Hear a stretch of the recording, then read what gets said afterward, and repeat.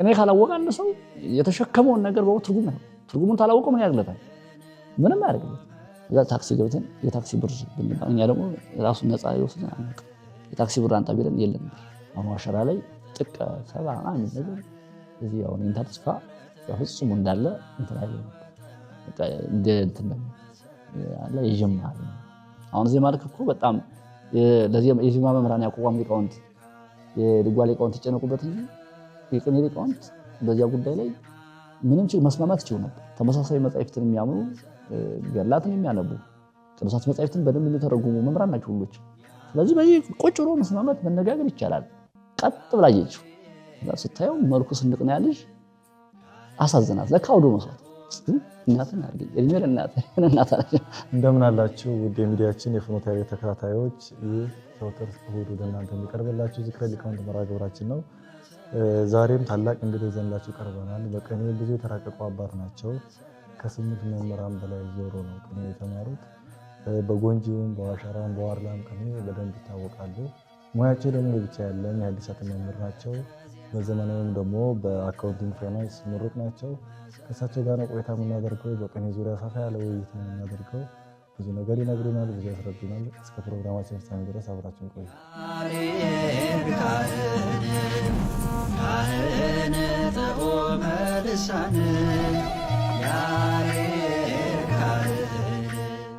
እሺ እንታ ጥሪያችን አክብረው ስቱዲያችን ድረስ ሁሉ ጊዜ ተንሰተው ስለመጡ ከልብ እናመሰግናለን።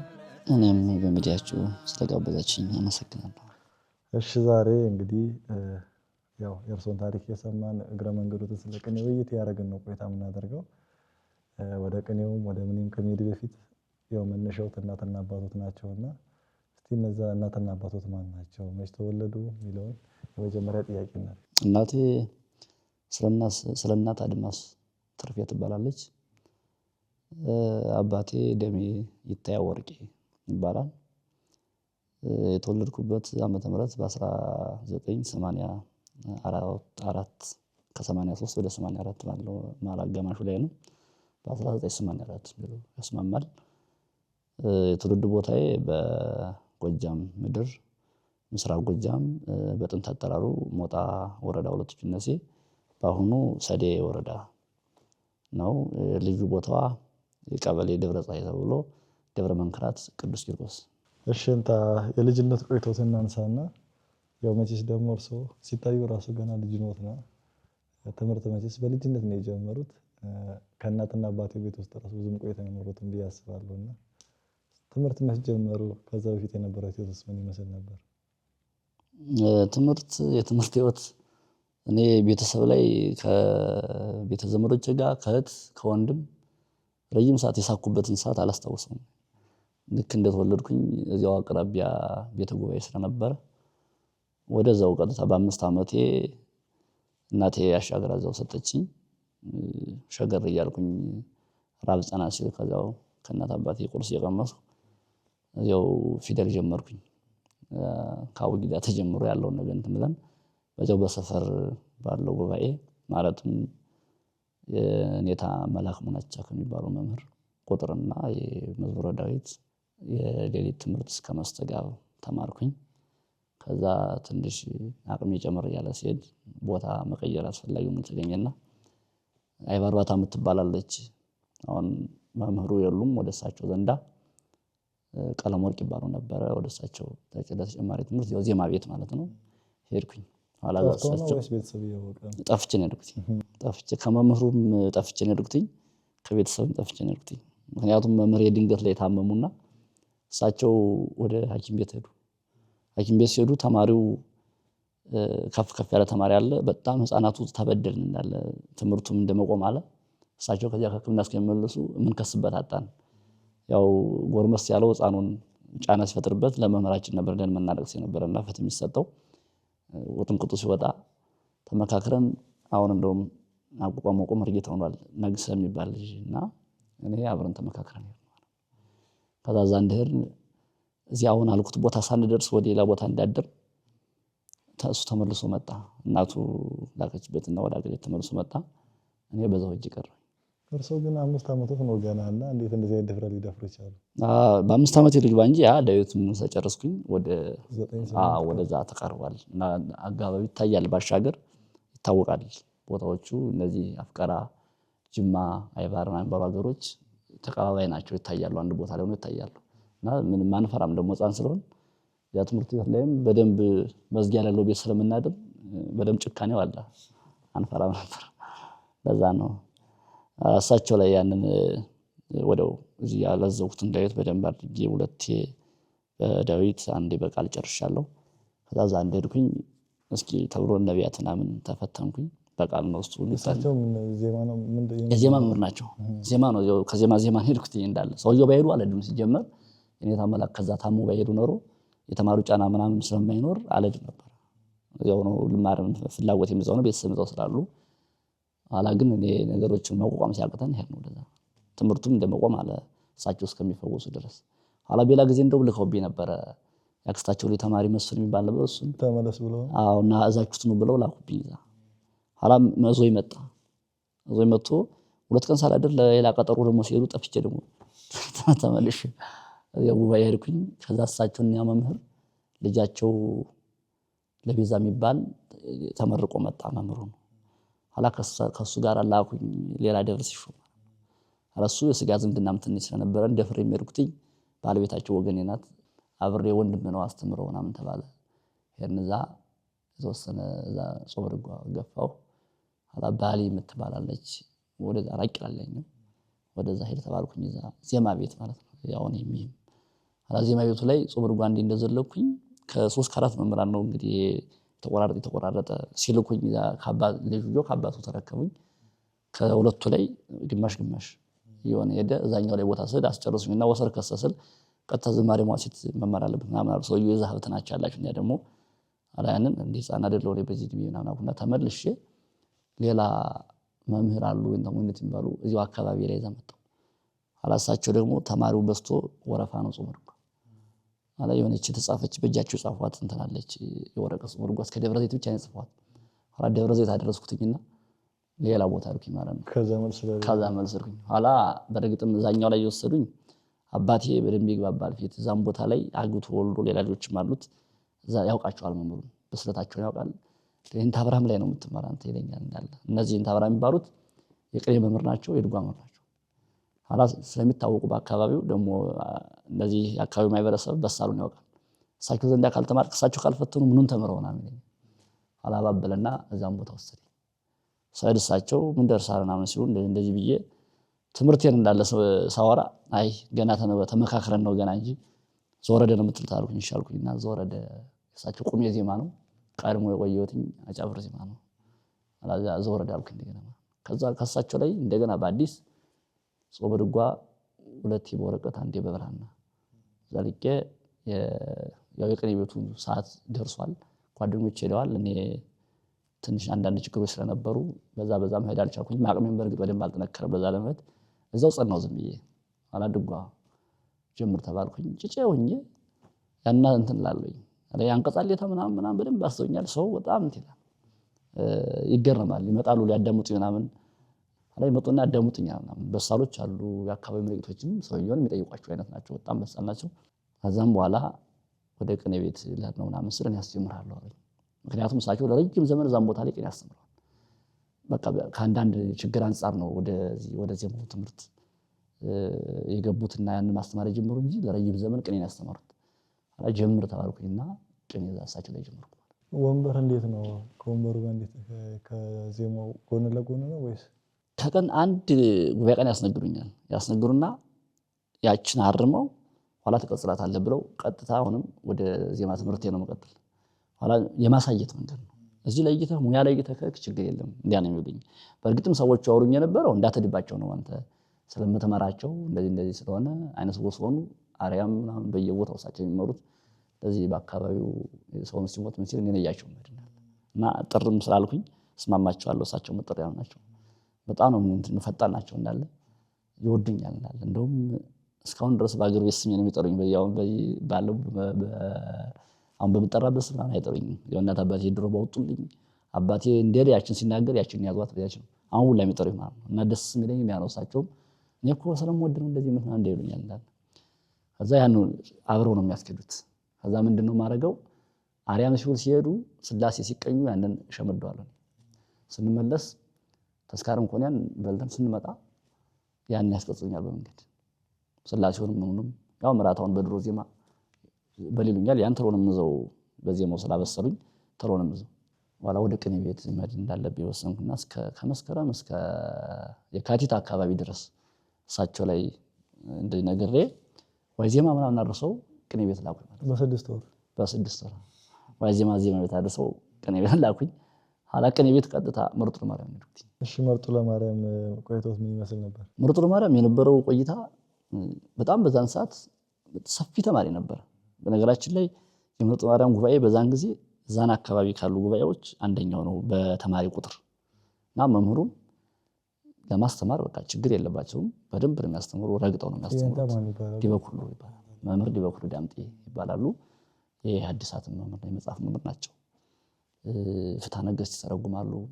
አው በሰዓቱኛ ቅኔው ላይ ብቻ ቢሆን ትኩረታችን እያንዳንዱ ያስተምሩናል እየመጡ በወራጾም ዳዊት ምናምን እንደዚህ ነገር እያንዳንዱ ይላሉ። ተማሪው ሌሊት በፋኖስ ነው ተጸለው ያ ጊዜ እንደዚህ መብራት ምናምን የለም። ፋኖስ አለ ተማሪው ተኝቶ ሲያድር ቅጣት እየተሰበሰበ ከዛ የፋኖስ ናፍጣል አይደለ እሱ እየተገዛ በዛ ነው ምን ቀጽል ማይብሬት እየተንጠለጠለ በአለቃው እየወጣን ይለዋል። ራሱን ቻላለው ሰፈር አለው በዛ ቀስቃሽ እየተዘጋጀ በዛ ነው ምንድነው ሌሊት ሙሉ መንገድ የለም። በቃ እዛም ቦታ ላይ በዛን ሰዓት የመርጦ ለማርያም ተማሪ የግስ አወጣጥ ረጋታ ምናምን በቃ በቅርብ ሰዓት ነው የሚለምደው የነበረ በዛን ሰዓት የነበረው እዛ ወራጾምን እዛም ቦታ ቆየው ማለት ነው። ከወራጾም በኋላ ወደ ሀገሬ ትንሳኤ ሲደርስ መስጥሯ እየገባች ስትመጣ አንድ ሀገሬ ጅማ ክብሪት መቀኘት አለብኝ የሚል ነገር አካባቢ እንትን ስላለ ከልጅነት ጋር ፋሲካ መጣው ሀገሬ መጣውና ያወጣ ነው ነገር ተቀኘኝ ማለት ነው። ነገር ግን አንዱን ጥሩ አንዱ ነው። ቀደም እንደዛ ዜማ መምሬ ላይ እንዳለው ዋዜማ ተቀኝቻለሁ። ቤተክርስቲያን ላይም ዋዜማ ተቀኝቻለሁ። እሳቸውም በመስከረም ጀምሬ ልክ ዘመነ ስብከት ላይ አሁን የሚበዙ አለ ሞድስ አለ አሁን በጾመ ነቢያት እዚያ ላይ ነገ የሚበዙ በደንብ አድርገው ቁጥርኛል። አለ ምሳሌ ነጋግሩኛል እንደዚህ አድርገን ከዛ ተሎ እንትን ሐሳብ ይገባኛል። ከዛ ባበላሽም እሳቸው ያረሙ ያስተካከሉ የሚበዙ አደርጋለሁ። በመስከረም 10 ጀምሬ በጾመ ነቢያት ላይ ማለት ነው አደረግ ነበር። ከዛ እኔ ሐሳቤ ግን ጥር 15 ዋዜማ መድረስ። ምክንያቱም የሀገሬ ታቦቱ እሱ ስለሆነ የነዛ ንግስ እጄ ጓደኞቼ ቀደም ብለው ጾመ ድጓ እንደጀመርን ጥሎኝ ሄዷል ቅኔ ቤት። እነሱ ሲመጡ እነሱ ሲቀኙ እኔ መቀኘት አለብኝ የሚል ፍላጎት አለኝ። ያው እንደዚያ ነው እንትናችን በዛን ሰዓት የነበረው መንፈሳዊ ግብግብ ነው። መንፈሳዊ ቅናት የሚባል ነገር አለ። አላሱና ደረሱኝ መምህራችን ቀጥታ ዚያም እንደ ዋዜማ ትቀኛለህ እንደ በደንብ ዛሬ ራሱ ትቀኛለህ እኮ ነው የሚሉኝ። እኔ ግን አይመስለኝም። ግን እሳቸው ይገምታሉ፣ ውስጣዊ ይዘቱን ይገምታሉ። አላዛጄ ያንን እንደውም አስተውሷለሁ። የዋዜማውን ነው እስከ ማንደሪው አካባቢ አስተውሷለሁ። አላደና አካባቢ ያለው ነው ልጅ እንዴት ቅኔ ቤት ሳይድ ምናምን እንዳሉ እንዳስተምሮት ነው እንጂ ኋላ እነዛ መጀመሪያ ዳዊት ያስተማሪ መምሬ ሽልት ሆነም ይገፋል ቦርጭ ሆነም ይጠፋል እንግዲህ ወደፊት ነው የምናየው ምናምን አሏቸው ለልጆቹ ሲሏቸው ነው ዝም አልኩት። ቀጥታ እንዳለ አዳመጥ ነበር ዝም ብዬ። ከዛ ወደ ቅኔ ቤት ያለውን ነገር አጠነከርኩት በደንብ። ከመርጦ ለማርያም ሄዱ በኋላ ወዴት ሄዱ? ከመርጦ ለማርያም መጥቼ ትንሳኤን እንደቆየው ተመልሼ ሄድኩ። እዚያው መርጦ ለማርያም ተመልሼ እንደርኩኝ ሌላ መምህር ከዚያው ከመርጦ ለማርያም ከመምህር ዲበኩሉ በጻ የሚባሉ ተመረቀው ወጡ። የነዚህ የመምህር በጻ ደግሞ ለኔ የትውልድ ቦታ ቅርብ ነው ቦታችን። አነጋገሩንና እኔ ጉባኤ ዛለ ዘረጋ ስለሆነ ከኔ ጋር ሄዱ ምናምን ሲባል እሻልና ቀደም ብለን ሀገራችን መጣን። እሳቸው የእንዳክሉ ዲበኩሉ ቅኔያቸው ምንድን ነበር? ዋድላ ነው። ከሊቀ ሊቃውንት ያለሽ ፈራው የእሳቸው ተማሪ ነው። ዋድላ ነው። ያው ብዙ መንገድ በውስጡ ቢያውቁትም መሰረቱ ዋድላ ነው እና እኛ ቀድመን መጣን። እሳቸው ተመምራቸው ተመርቀው ማይተማቸውን ይዘው አንዳንድ የቀረባቸውን ሰው አዘዘው ምናምን መጡና ጉባኤው እስከሚተከል ጠበቅንኛ። አላሳቸው ገራርማ የሚባል ሀገር ነው ተወልደው እነዚህ በጻ አባታቸው ካህን ነው። ወለቴ የምትባል ደብር ላይ ተጠየቀላቸው። እዛም ቦታ ሲጠየቅ እሺ ተባሉ። ደሞዝ ምናምን የለም። ዝም ብሎ እንዳንድ አገልጋይ ሆኖ ተማሪ ለማስተማር ነው። ተማሪ ለማስተማር ተጠይቆ ማለት ነው። እዛ ጉባኤ ተዘረጋ ሲባል ቀድሞ ተነጋግረን የለ ተመካከርንና እዛ ቦታ ሄድን። ጉባኤ ቃና እንደ አዲስ ገሩ ተባለ። ምክንያቱም መምህሩም አዲስ ናቸው፣ ጉባኤውም አዲስ ነው። ግዴታ ነው ቅኔ ቤት ግን ማንኛውም ሰው ቢሆን መምህርም ቢሆን ጉባኤ ቅኔ ቤት ከሄደ ግዴታ ጉባኤ ቃና ነው መጀመር ያለበት። ጉባኤ ቃና ነገን መምህሩ ያውቁናል፣ ምን እንደደረስን እዛ ምናምን ያውቃሉ በደንብ አድርገው። ህግ ስለሆነ እሱን ነገር ፈጸም። ስራ የላቸውም እሳቸው መሬት ምንም የላቸው። ቁጭ ብለው ከአባታቸው የሚበላ ነገር ይመጣላቸዋል፣ ያችን ያው እኛም ማስተማር ሌላ ምንም ስራ የላቸው። ቤተክርስቲያን አገልጋዮት ካለ ብቻ ሄደው ማይሌት ይቆማሉ። ከዚህ ተመልሶ ማስነገር ነው፣ ታሪክ ተርኮ ማታ ማስቀጸል ነው። በጣም ለኛ ምቹ ነበረ። እንደ መምህሮቻ ሳይሆን እንዳስቀጻይም እንዳስነጋሪም ሆኖ ነው፣ እንደ ጓደኛም ሆኖ ነው። እዛ ደግሞ የቀድሞ ባግራውንድ ስላለን ስለምናውቃቸው ፍርሃት የሚባል የለም። መጠየቅ ያለብንን ነገር እንጠይቃለን። እንግዲህ በቅኔ ቤት በጣም አስቸጋሪ ነው። በቃ ደግሞ አንተ ምናምን የሚባል ነገር አለ፣ የሆነ ግስጽ አለ። አቅሜ ላይ ሆነ ይሄን መጠየቅ አይገባኝም ሆነ የሚባል ሁላ ነገር አለና መምህርን ለመጠየቅ ይከብዳል። ግን እንደዚህ አይነት ነገር ሲከሰት ደግሞ እድል ነው። ምክንያቱም የፈለግነውን ነገር እንደ ጓደኛ እንደ ቀድሞ ጓደኛ ጭምር የኛ ልጆች የቀለቧቸው እግራቸው ያጠቧቸው ስለነበረ እዛ እንደፈለግን እየጠየቅን እዛ መማር ጀመርን። እሳቸው በደንብ አድርገው አስሞሉኝ። ጥሩ ልጆች አብረው የመጡ ነበሩ፣ እነሱ ሞሉ። ወደ ትንሽ እንደቆየን አስቀጻይ ምናምን ተባለ። አላ እየቆየን ወደ ሌላ ማድረግና ለመታጨት ሲባል ተዛ ተነስቼ ወደ ደብረ ማርቆስ ሄድኩ። ማርቆስ ስንሄድ የሚገርመው በእግሬ ነው የሄድኩት። ማርቆስ ከማርቆስ አድርገን አላውቀው ብለን በዚህ ቀጥታ ከዚያ ቦታ ብንሄድ በአንድ ቀን እንገባለን። ግን እኛ ያደረግነው ከወለቴ ደብረ ወርቅ ድረስ በእግር የመኪና መንገዱን ለማግኘት ደብረ ወርቅ ደን ቢቸና አርናውንም የመኪናውን መንገድ ይዘን ከዛ ወደ ደጀን ልንሄድ ስንል አረሱ ይሄ አይደለም ተባለና በልን ሻገር ማርቆስ በዚህ ተመለሱ ተባለ። ኋላ ደረቤን አቋርጠን ነው ያገኘነው እየበላን ማርቆስ የገባን። ኋላ ከተማ በደንብ አናውቅም። ምርጥ ማርያምና ጉንዶዬን ብቻ ነው በዛን ሰዓት ከተማ ማውቅኔ አለባለ። ሞጣን ራሱ በደንብ አላውቀውም። ሞጣ ቅርቤ ነው ግን አላውቀውም በደንብ አድርጌ። ሕፃንነትም ስላለ ከተማ ላይ ምንም የዛ ጊዜ እንደሆኑ ተማሪ አይደለም። ሻይ ቤት አይገባም የዛ ጊዜ ተማሪ። ሁሉን እያንዳንዷ ጥንቃቄ የተሞላባት አረማምዷ፣ አካሄዱ። ጫማ አናረግም ነበር ዝም ብሎ እኔ ልመረቅ ሳምንት ሲቀሬ ምናምን ነው የቡሽ ጫማ ያደረኩት፣ የቡሽ ነጠላ ጫማ እንጂ እንደዚህ ባል ነገር የለም ነበር። ለአሁኑ ረጅም ሱሪ ምናምን ስንመረቅ ነው እንጂ የዛን ጊዜ የለም እንዳለ ቁምጣ ነው የምንለብሰው። ይሄ እንትኑ መጥቶ ቢጃማ ምናምን መጥቶ ጎጃም አዘነውን ተክቶ እሱን ተጠቅሜያለሁኝ። እኛ ላይ ስለደረሰ ዋጓም ትንሽ ቀነስ ያለ ስለነበረች እሷን ነገር ደግመን ተጠቅመናል በርግጥ እንጂ ያውን ያለው ነገር ምናምን በእኛ እንትን አሁን ነጠላ ምናምን የለም በዛን ሰዓት ስንመረቅ ነው እሱን የለበስነው። እሺ ደብረ ማርቆስ ቆይታዎት ምን ይመስል ነበር? ደብረ ማርቆስ ወዲያው እንደሄድኩኝ እንደውም አስታውሰው መንገድ ላይ የሆነ ሰው አገኘን ነጋዴ። እሱ እንደሚያሳድረን ነገረን። ኋላ ከተማው ስንደርስ ጠፋ ያ ሰውዬ። ለካ አብረነው እንድንሄድ ነው። መንገዱን በደንብ ያውቀው አያውቀው አናውቅም፣ በደንብ አይገባኝም። በእኛ መንገዱን ሊያውቅ ፈልጎ ይሆን ያውቁታል መስሎት ምን አናውቅም። እዚያ ስንደርስ ጠፋ። ኋላ ዝም ብለን አንዱ ታክሲ ላይ ገባን። ዝም ብለን 6 ነን ከኔ ጋር። እነዚህ 5ቶቹ አስቀጽላችኋለሁ ብዬ ያችልኳቸው ናቸው። ትላልቅ ናቸው፣ ከኔ ይበላልጣሉ፣ አቅም አላቸው። እኔ በጣም ትንሽ ነኝ። እዛ ታክሲ ገብተን የታክሲ ብር ብንባል እኛ ደግሞ ራሱን ነፃ ይወስደን አናውቅም። የታክሲ ብር አንጣ ቢለን የለም ብር መጣና እንትኑ እኔን ተወኝና ትንሽ ስለሆንኩኝ እነዛ እንትን አነቃቸው እንዳለ ረዳቱ። አላ አባዬ እነዚህ ተማሪዎች ናቸው እኮ ምናምን እንደዚህ አለችው። አላ ያቺ ሴትዮ በቃ ድንግል ማርያም መስላኝ ታየችኝ። እንደ ብር አተው እኮ ነው የሚከፍሉት ምናምን ነው። ስንት ነው? 20 ብር ይበል ምናምን። ረሳሁት ብሩን። ያ ሰውዬ ና አለና ሰጠው ብር። ከዛ ዞነ ደን ያ ሰውዬ 6ታችንን አሳደረን። ያ ሰውዬ በበነጋው ጠዋት ተነሳን ወደ ደብረ ማርቆስ ወደ ዋናው ቤተክርስቲያን ቀጥታ ሄድን። እየጠየቅን ነው አናውቀው ማለት እሱ ነው ማርቆስ ቤተክርስቲያን በዚህ ነው ተባለ። የኔታ መንክር የሚባሉ ነበሩ። እሳቸው ዝናቸውን እንሰማለን። ቀደም እሳቸው ጉባኤ ነው የምንፈልግ ነው። ቀጥታ ሲሄድ አይነ ስውር ናቸው። ጠየቅናቸው። ችግር የለም ተባለ። ከየት ነው የመጣችሁ? ከሞጣ አካባቢ። እንዴ እናንተ የዛ አካባቢ ተማሪ ጽኑ ነው፣ በቃ ተቀመጡ ቢስጧችሁ ተባለ። መቃብር ቤት ነው ተሰጠን። ከዛ ቁጭ አልኩኝ። ኋላ ጓደኞቼ አንዱም ሁለቱም እያሉ እየባዘዙ ከዛ ከሉ በሙሉ ከሉ። እኔ እዛው ቦታ ጸናው ማለት ነው። አላዛ አስነገርኩኝ። ሌላም ቦታ ደረስኩ። በቃ የሚፈልገውን ነገር በደንብ ለየሁት። እዚያ ላይ ነው መጽሔት ያለቃ ታዬ መጽሔት የቀጸልኩ እዛ ቦታ ነው። ከዚያ መሃል ላይ ስላሴ ቤተክርስቲያን አዲስ ተተክሏል። እዚያ ላይ የቅኔ መምህር ዝም ብሎ መጥቶ አዲስ መምህር ተከለ ተባለ። ኋላ ስንሄድ ዝም ብለን ለጉብኝት እንደ ጉብኝት አየነው። ስናየው ተማሪው በጣም ብዙ ነው። የምራታ ቤት ተብሎ ተሰርቶ ነፃ ሰጥተውታል ባለሀብቶቹ። እኛ እስከምንገባበት አስተምርበት ተብሎ በራፍ አልተገጥሞለትም።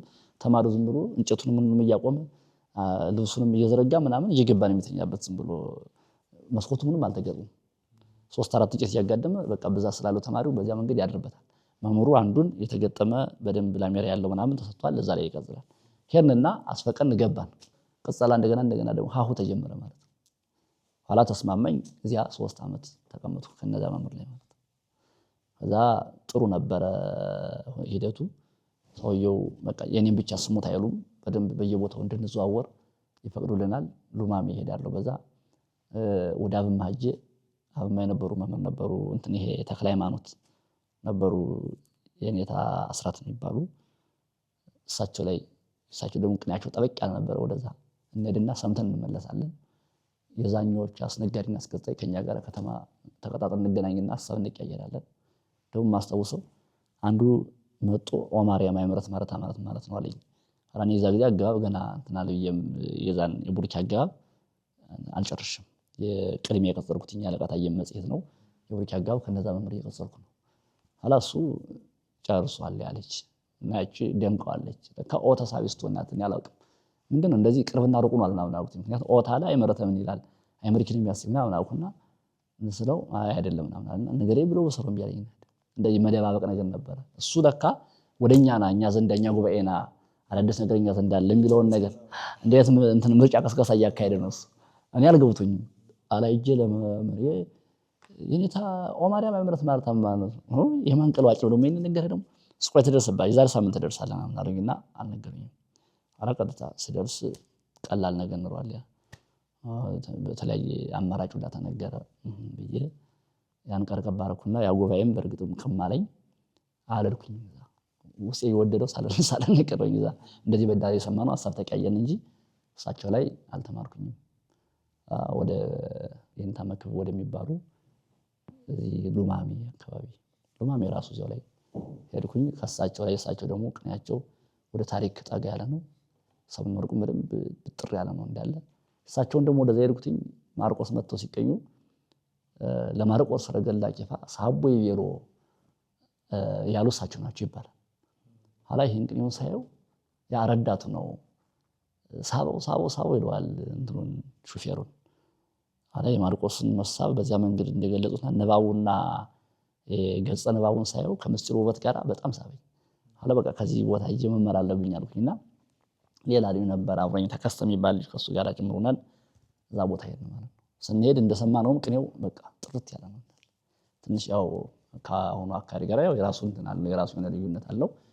እሱን እንትን በደንብ አድርገን እንትን አለ። አንዳንድ ጎዳናዎችን የምንፈልገውን ነገር ለቃቀምንና ወደ ሀገር ቤት ከዛ መጀመሪያ አንድ የትንሳኤ እንደተቀኘው እስከዚህ ድረስ ሀገሬ አልጀም አስነጋሪ ዘራፊ ሆኜ ሀገሬ ገና አልተቀኘችም። ልመረቅ ትንሽ ሲቀረኝ ነው ሀገሬ ሄድኩትኝ። ኋላ ወደ ሀገሬ ለትንሳኤ ተላከብኝ። ሮብ ገበያ የምትባላለች ጮቂ አካባቢ ወደዛች ድረስ በ6 መሰለኝ ሄድኩኝና ጮቄን በእግሬ የዛ ጊዜ ቅርብ ነው በትክክለኛ መንገዱ ስለመጣን ቀድሞ በእግራችን ጡዘን የመጣን ኋላ ግን ቅርብ ነው። በጮቄ አድርገን አሁንም በባዶ እግር ነው ቤተሰብ ገባን ማለት ነው። ኋላ ቤተሰብ ስደርስ በማህበረ ቅዱሳን መጥቶ ዳኪት ታድሎን የሆነ እንትን ጥቁር ዳኪት ትልቅ ልብስ ያላቅም ለብሻለሁ። ምክንያቱም ነፃ መጥቶ የታደለ ለተማሪዎች ተብሎና ልካችን አይሆንም እንትን ነው ያለብሽ ቤተሰብ እንደ እርዳታ መጥቶ ማለት ነው። በመኪና መጥተው ለተማሪ ያደሉን እናቴ የማን ልጅ ነው ምናምን ብላ ትልቅ እቴም ግራ ተገበችና አረ እንዴ እሱ ነው መሰለኝ እንዴ አለና ጭቅት ምናምን ዞኛል ይሄ እከክ ምናምን አለው ደግሞ ያ ብሩ ደግሞ የእጄን እንትን የበለጠ ጎድቶታል። እናቴን ዋጠበጠብ እያለ እዛ ይገባች ቤት ነው የየብቻ ናቸው እናት አባቴ በዛን ሰዓት። እኔም ያው ወደ እናት አለ የህፃናት አይምሮ እንትን የሚያደላ ወደ እናቴ ቤት ነው ቀጥታ አባቴ እንዳልሄድ አላልኩኝም። በጣም አዘነች። እሷ ዘንድ 3 ቀን 4 ቀን እንዳደርኩ ወደ አባቴ እዚያው አንድ ሀገር ነው ሄጄ ጠየቁት። ስጠይቀው ቀጥታ አሁንም ደግሞ ተመለሰ ምርጦ ያም ተዳለ ምናምን ነገር መጣ።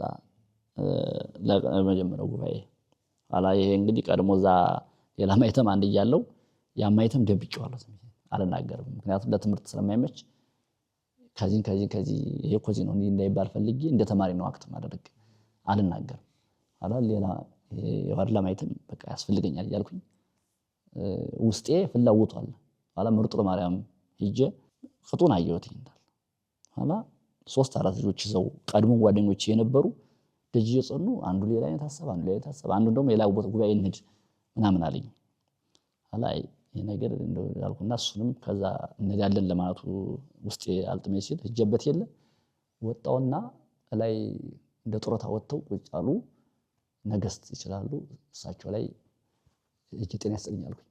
እነዚህ መምህር ዲበኩሉ በእሳቸው ላይ ነው ወጣት ተብሎ የገብተው መዛግኖቹ ረጅም ዘመን አስተምረው እንደንተው ነው በገዳሙ ውስጥ ነው ያሉት በመርጧን በገዳሙ ውስጥ እነዚህ እንደ ጡረታ ወጥተው ግን ያስተምራሉ ከስራ ሲያልወጡ ተማሪዎች ምናምን ያስተምራሉ። ከዛ እሳቸው ሲጠይቅ ችግር የለም ምናምን አሉኝና አዳዲስ መምህራን ጠቆሙ።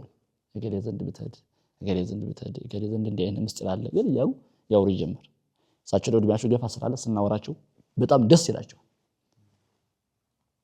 ያንን እየጻፍኩ የጠየቁኝን ሰው እየጻፍኩ ቦታውንም ምንም ያስኩኝና ከእሳቸው ማግኘት ያለብኝን እጠይቃለሁ። ከዛ እሳቸው ደግሞ ዝም ብሎ ውሃ የመሰለ ሰው ነው። ምንም የሚጨመርበት የሚቀነስበት ነገር የለም። ዝም ብሎ ሲያመጡት በቃ ሰው የደረሰው አይመስልም። ግን በቃ ያንን ለማምጣት ለትውልዱ በቃ እንትን አይሆንም። ሌላ ጸጋ መሰጠት ይጠይቃል። በቃ ቁልጭ ነው እንዳለ አለ ያንን እጽፋለሁ። ያንዳንዷን ሲነግሩ ይጽፋለሁ። እሳቸው ትዝ ያላቸውና ላይ መምህሮቻቸው ነው። አላዛ ልጆች አሉ ደግሞ ለነሱ የተዘረፈውን እጽፋለሁ። ሲዘረፍ ቀላል ነው ለኛ በዛን ሰዓት ስለበሰልን አንዴ ከተባለ መስማት ብቻ ነው እንጂ ችግር የለብንም እንዳለ አይደለም። እንትን ሰው እናርጉን ማንኛውም ነገር ይመጣ የሚያዝ እንትን ላይ ማሹርድ ነው የዛ ጊዜ የቅኔው ዓለም አልቋል ማለት ይቻላል። ትንሽ እንትን አዋጅና እንትን ብቻ ነው የረባ ቀብሩን ሂደት የማደላደል ስራ አገባብ አይነቶችን ከመምህራን የሚለያዩ መንገዶችን የሚያዝ በገሌ ቤት የሚል የዋሸራው እንዴት ነው የወንጁ እንዴት ነው የዋድላው እንዴት ነው የሚሉን የኔ ማጥራት ስራ ነው እንጂ ህፃንም ስለነበርኩ ያ በዛ ነው የምዞረው ዝም እንጂ እንትኑ ያ ጊዜ ቃልቋል ችግር የለም። ዝም ብሎ እንደገባን እናደርጋለን። አንድ መምህር ገና ሲጀምር ባለቤቱን ከጠራ ከዛ የሆነ ነገር ካስቀመጠ ቀጥታ እንትኑ እስከመጨረሻው ግልጽ ነው ይገባናል ማግኘት ይቻላል እንዳለ በቃ እሱ ሰፍቶ ያመጣውን እንትን ነበር ነው ህፃኑኝ እንደዛ አይነት ነገር ኋላ ነው አንዳንድ ሰዎች ረፍና እየተባለ መጣ። እንደውም ኋላ እንትን አለው መሰለኝ አካዳችን የራሳችን ኋላ እየመጣ ሲል ዝምታ ይበዛበታል እንጂ በወጣትነት በጣም እንትን የሆነ የሚገነፍል ነገር ነበረ እና ተደላሎ ስለነበረ ከሳቸው ትህትናን ትዕግስትን በጣም የሚገርመው ነገር ትዕቢትን እዛ ማራገፍ እንደሚያስፈልግ ብዙ ነገር የተማርኩበት። ምክንያቱም ያ ሁላ ነገር ተሸክመው እንደ ቅኔ መምህር ማለት ነው እንደመነኩሴ ነው ሁሉ ነገር አክት የሚያደርጉት እንደመነኩሴ የቅኔ መምህር ባህሪ አይመስሉም። ሲጀመር የመጽሐፍ መምህር እንትን ያላቸው ተፈጥሮ ያላቸው የሚያስተምሩ ቅኔ ነገስት ተይዟል በቃ በጭንቅላት ነው። ግን ያንንም ሲያስተምሩ ቀስ ብለው ነው በሂደት እንጂ አሁን እኔ እንደዚህ ገሌ እንደዚህ የሚባል ነገር የለም። እና ያ ነገር ብዙ ነገር እንደቀረኝ ነው እሳቸው ላይ ሰግድ ያውት አንዳንድ እንኳን ቀድሞ የለፋንበት ነገር እሳቸው ላይ ሲለያይ አሁን እሳቸው እንትን ነው የከቡርኪ አገባብ አንፃር አሁን ካለው ከዋድላ አንፃር ለየት ይላል እንትን ለምሳሌ የሚሆኑ የማይሆኑ ነገሮች ላይ ይለያያል። ያን ይሄ እኮ የሆነ ምናምን መስላቸው አይ ልጁ ናችሁ እኮ ነው ስንቱ መጽሐፍ በተቀመጠበት እንደዚህ አይባልም እንዴ መምህሮቻችን ነገድ ያሉት እኮ ነው እያሉ ያመጡናል ምሳሌ ኋላ ባንቀበለውም ያኛው ሰርጾብን ኋላ ሳይሆን በቃ በጣም ነው ብዙ ነገር እንደቀረ የተረዳው ዞርኩ ይከዛ ተመርቄም ዙር ያለው ነው። አሁን ቅኔ ላልገባው ሰው ነው እንጂ ቅኔ ራሱ ሌላ ስርሪት ነው የሚከተው። በቅኔ የመነነው ሰው አይምሮ በቅኔ ከሸፈተ እስከሚመለስ በጣም የሚቸገረው እንደው ለመረጋጋት ራሱ ተመልሶ ተረጋግቶ ቅኔውን ራሱ የራስ ገንዘብ ለማድረግ የሚያስቸግረው በጣም ረጅም ጊዜ የሚገለው እንዳለ እና ቅኔ አንዳንድ ጊዜ የብድ እኮ ነው የሚያስመስለው ለማያውቀው ሰው እኮ ምን ሆኖ እና እዚያ ምርጥ ለማርያም እንደው የሆነ ረሳው ስሙን መምህር ዲበኩሉ በገበያው መሃል እየሄዱ ያስነግራሉ የሆነ ዘንግ ይጠቀማሉ ሲያስነግሩ የሆነ ልጅ እየዘለለ ያደርጋል በቅኔው እንዳለ ያወርደዋል። ከዛ ማረሳው ነገር ከገጠር መጣ ነው የገጠር ቅርጫት ምናምን የሚይዙበታል አይደለ በጀርባ እሱን ዛለች ቀጥ ብላ አየችው። ስታየው መልኩ ስንቅ ነው ያለሽ አሳዘናት። ለካ አውዶ መስዋዕት እናትን ያርገኝ እድሜ ለእናት ልጁ ይዘላል እንዳለና አብዶ መስዋዕት ነው። እሷ መምህሩ እየሳቁ ሌላውን እያሉ ይቀጥላሉ። እሱ በጣም የበሰለ ልጅ ነው እንት ይላል። እንደውም ጀማሪ ገና ሕፃን ነው። እኛ ልጁን ራሱ ያላወቁት ለዛ ነው እንዳለ እና እናት ግን ያርገኝ እድሜ ለእናት እንዳለችና ደረቷን እንደቀይ ሴትዮ አብዶ መስዋዕት እና እንደዚህ ነው። ሁለት ዓለም ውስጥ ነው የሚያደርግ። ከሌላኛው ዓለም ውስጥ ነው። ባለቅኔ የራሱ ዓለም አለው። ከራሱ ጋር ይነጋገራል። የራሱ የሆነ ዓለም አለው። ነገሮች የሚያይበት ነገሮች የሚመለከትበት የራሱ ዓለም ነው ያለው። ቅኔ ላልገባው ሰው ባለቅኔ ሌላ አይነት ሰው ወይንም እንደሱ አይነት እሱ ባደገበት መንፈስ አለማደጉ ብቻ አይደለም ሰው ራሱ ላይ መስሎ ይችላል እና ሌላኛው ዓለም ሌላ ዓለም ውስጥ ነው የሚከተው። የቅኔ ነገር በጣም ከገለጻ በላይ ነው። ከሁሉም ትምህርቶች በምንም መንገድ አይገናኝም። በምንም አይገናኙም ስንል በጥቅሙ በትምህርቱ ይዘት በሙሉ አይደለም። በባህሪው በብዙ መንገድ ሌላ ዓለም ውስጥ ነው የሚወስደው። በጣም እሺ እንታ በመቀጠል ሰው ላይ ሄደ ቅኔ ቤት ቆይቶ ብቻ ያለውና ዲማ ሄደን 3 ቀን አድረን መምህሩን አይተን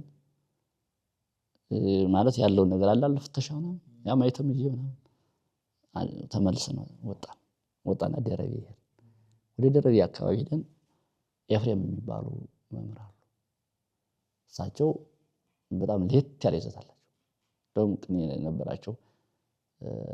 አምላከ ሙሴ ወአሮን ዘረዳኢኮሙ ለቅዱሳን ከሕዝብ አርሳኒዎስ ወንጦኒ ጊዜ እጸቢሁ ለጸብዘ እገሪሁ መፍጠኒ እጹ ምህዋረ ድንቃዊ ዘሊሆኑ ማኒ ምህዋሮሙ ለእንስሳ እስመ ኮነ ቢየ ወለዚያ የሆከኒ የለከሂ በዚያ በቃለ ዳዊት ማይዘኒ አምላኬ ነጽረኒ ወለምን ታድገኒ ዋዲ ለከ ለእንቲያ ከመዳኒ እስከዶሚያስ መንገድ ከመኑ ይመራኒ።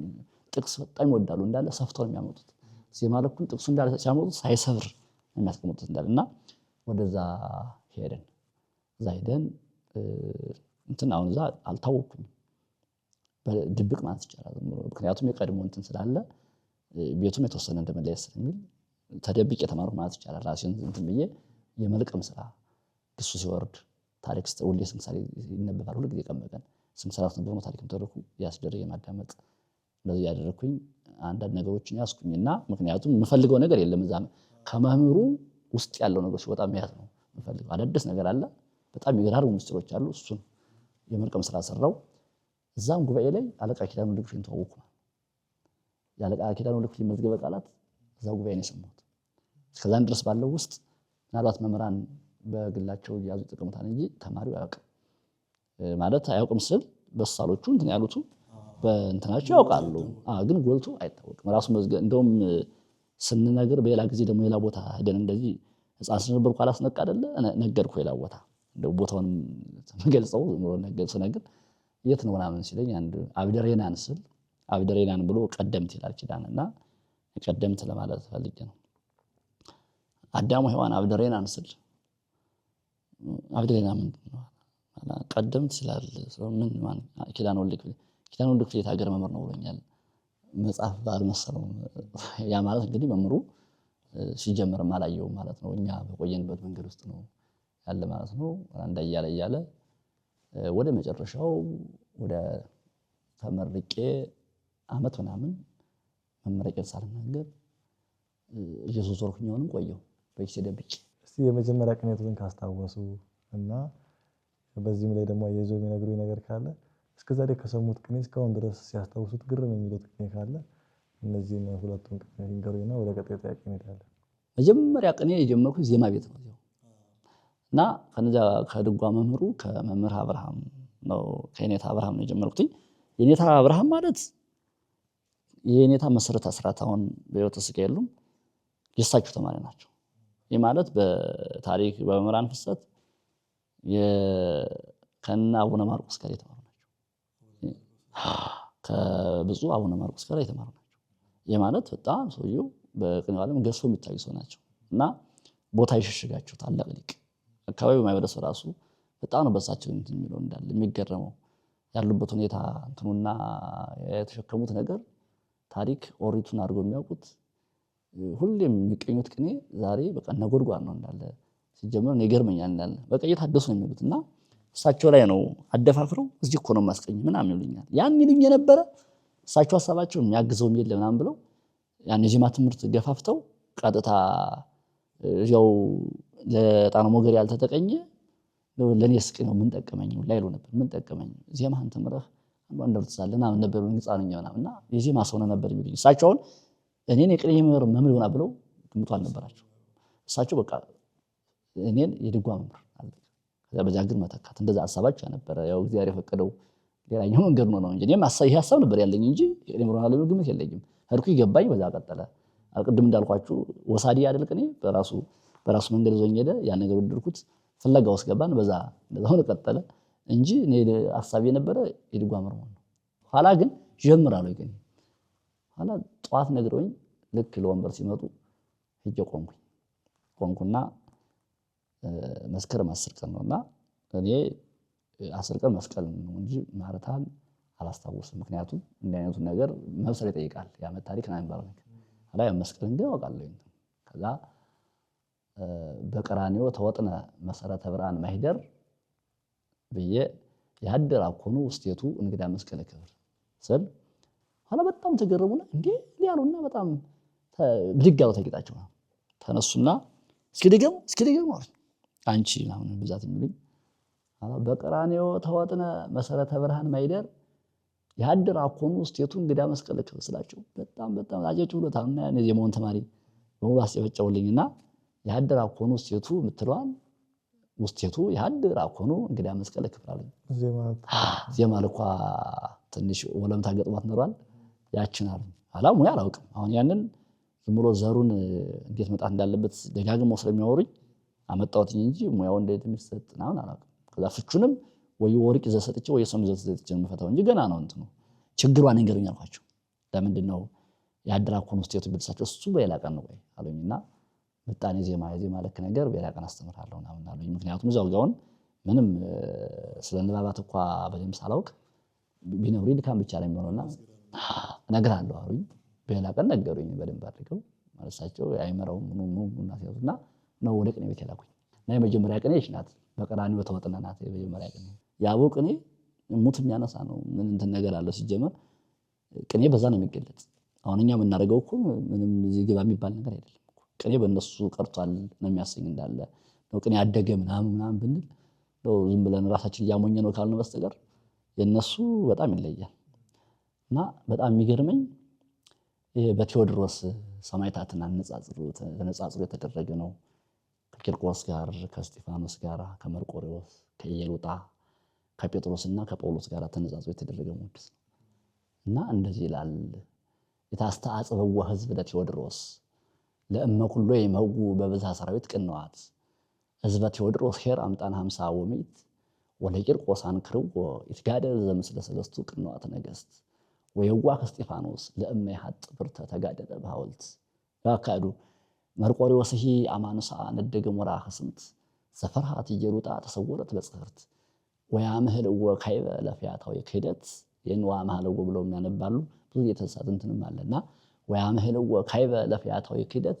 ጴጥሮስ በመስቀሉ ወጳውሎስ በመጥፋት እና ሳየው የምስጢሩ ፍሰት የንባቡ ውበት የሚገርመው ነገር አሁን እንግዲህ በቅኔ ቤት ተረካ ቴዎድሮስ በ150 ችንካር ተቸነከረ ነው የቅኔ ቤት ተረካው ቅዱስ ቂርቆስ በ3 ችንካር አፍንጫውን ጆሮውንና አይኑን ተቸነከረ ተብሎ ነው የሚነገረው ስጢፋኖስ በድንጋይ ተወገደ ተብሎ የሚነገረው መርቆሬዎስ ያው እንግዲህ በብረት አልጋ የተደረገው በሳት ተቃጠለ ብለን ነው እንትን ነው ነደገ ሞራ ያለው ኢየሉጣና ቂርቆስ ደግሞ እንደሚታወቀው እዚህ ጋር ቂርቆስን ገልጸናል በሌላ ኢየሉጣ ከቂርቆስ ጋር ብረት ጋን ውስጥ በፈላው መከተቷ በዚያ መስቀይታቸው ነው የሚነገረው በመላኩ ተራዳይነት ነገሮች ቢቀየሩ ወዲያ ደግሞ ክደትን ለማራቅ መፋቂን ለማጥፋት ወንጀልን የሰውኩ የነበሩ ጳውሎስና ጴጥሮስ መሰቀሉን ጳውሎስ ካዱን እንትን ይሄ ክደትን ለማራቅ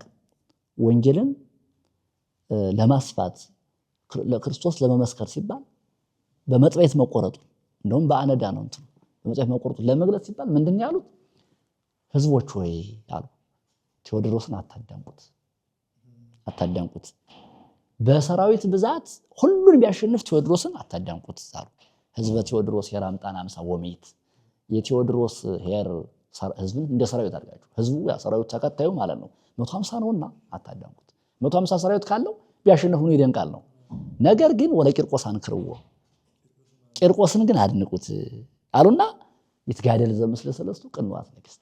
አያችሁት? ከሶስቱ ነገሥታት ጋር ብቻውን ማለት ነው። ያኛው 150 ሰራዊት አለ። የኛው ግን ብቻውን ሶስቱን ስለገጠመ የኛውን ግን አድንቁ ወየዋህ እስጢፋኖስ። ያ ደግሞ እንግዲህ የዋህ ሞኝ እንግዲህ የጥይት መሃል ገብቶ በድንጋይ ልቅጠም ይላል እና ወየዋህ እስጢፋኖስ ለሚያጥብር ተተጋደለ ባውርት። ያ የዋሁ ሞኙ እስጢፋኖስም ብረት ቢያጣ መንጃ ቢያጣ በድንጋይ ገጠመ ተጋደለ ባውርት፣ በድንጋይ ተጋደለ። እዛ መርቆሪዎስ ያማን ሳነደ ገሞራ ያ የተናደደው ነው እንግዲህ መርቆሪዎስም ያቺ የምታስከፈው የገሞራ እሳትን ቢያነሳ ረመጫት እንዴ ቢያነሳ ዘፈራት ጀሩታ ተሰውረት በጽርት ያቺ የፈራችው አየሩታ በብረት ጋኑ ስር እንዴ የሴት ጸባይ እንደዚህ ነገር አለና በዛ ተደበቀች ለመትረፍ ነው ከሚወረወረው ነገር ወያምህል ወካይ በለፊያታው ክደት ያ ክደት ፊያታዊንም ያምሉታል። በማን ጴጥሮስ በመስቀል ያምራል፣ ያኛው ደግሞ በካራ ቆርጣል እንዴ ብሎ በዚያ ያምራል። ይሄ በጣም የሚገርም ነው። አሁን ይሄ ቴዎድሮስ 150 ሰራዊት ስላለው ማለት በ150 ጋር መቸንከሩ ለመግለጽ ነው ወርቁ። ቂርቆስ ከሶስቱ ጋር ማለት ቅድም እንደተናገርነው ነው።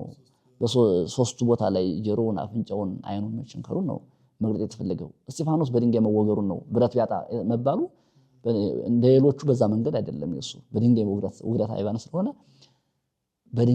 በድንጋይ መጋደሉን በድንጋይ ሰማዕትነት መቀበሉን ለመግለጥ፣ ያ መርቆሪዎስ ደግሞ በእሳት መቃጠሉን ለመግለጥ መርቆሪዎስ የገሞራ እሳትን ባነሳ ጊዜ ረመጫቱን ባነሳ ጊዜ እየሩጣ በዚያ ተሰወረች አለ። ይኸው በፈላ በትጋኖስ መከተቷን ለመግለጥ ጴጥሮስ በመስቀል አማለው ክደት ማለት ጴጥሮስ በመሰቀሉ እስከ መሰቀል ድረስ ክደትን አወገዘ። በተጋድሎ ጸና። ወንጌልን አያችሁ የክርስቶስን ምስክርነት ስለ ክርስቶስ ሲባል በመስቀል እስከ መሰቀል ድረስ ክደትን ተዋጋው። ጳውሎስ ደግሞ አንገቱን ለመጥበየት ለካራ እስከ መስቀል ድረስ ደረሰ። ለምን ሲባል ክደትን ለማጥፋት።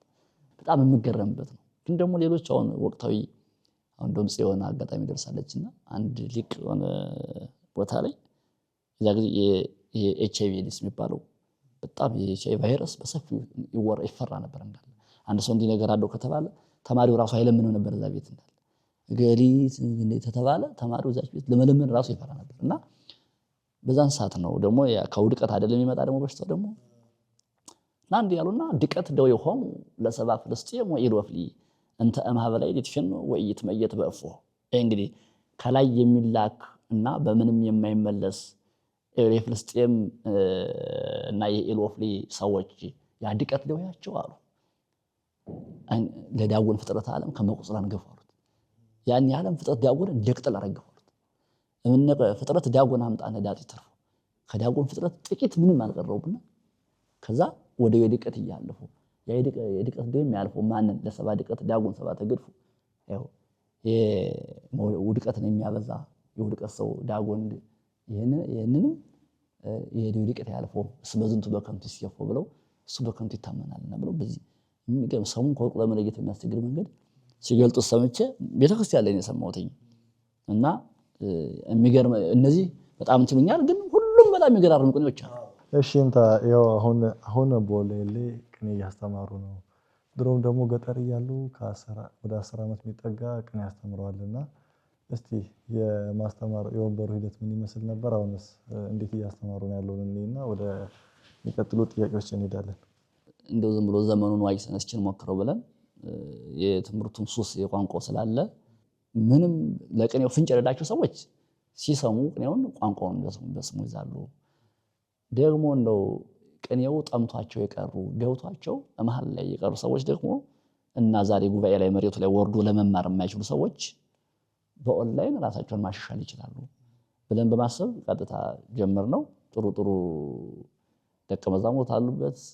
እኛም በምንችለው መንገድ ያለውን ነገር ጊዜያችን አጣበት የሚጻፉ ጽሁፎችንም በመልቀቅ የግስ እርባታዎች እያንዳንዶችን ነገር አገባቡንም ፕሮግራም ስትል በማስቀጠል እያንዳንዷን ቤትም ብልሽቷን በምክንያታዊነት አብዛኛው እንግዲህ ኦንላይን ላይ የሚማረው ሰው የበሰለ ዘመኑ ዋጅ ስለሆነ ቅኔ ምክንያታዊነት ስላለው ግዴታ ነው። ቅኔ ያለ ምክንያት ምንም ነገር አይደረግም እና እሱን ጨበደም እያብራራን ሞክረናል። ጥሩ ነው፣ ደህና የሚሄድ ይመስላል።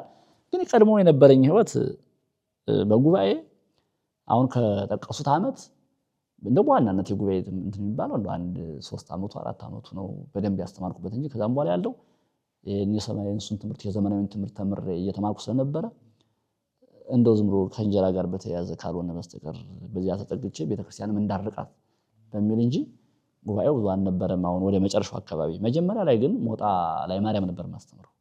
እዛ ላይ ሰፊ ጉባኤ ነበረ። በጣም የሚገራርሙ በሳል ተማሪዎች ነበሩኝ።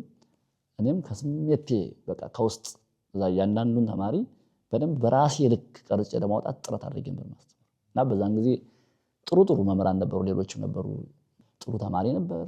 እኔም ደሞዜ ምን አድርጌ እንትን ብለው የዘረኩትን ቅኔ ተማሪ የሚያዙና በበነጋው በዛ በደንብ አድርጎ ሰምና ወርቁ በደንብ አንድ ተገምዶ ተፈትሎ ካመጣልኝ እንደ ደሞዝ ቆጥሬ እንዲያንበር ማስተምር። ኋላ ግን ዘመናዊ ትምህርት ተጀመረ መሃል ላይ እኛም ወደዛ ታጋልንና ኤቢሲዲ ላይ ትንሽ ትኩረት ያደረግን በዛኔ ቆየ ነው።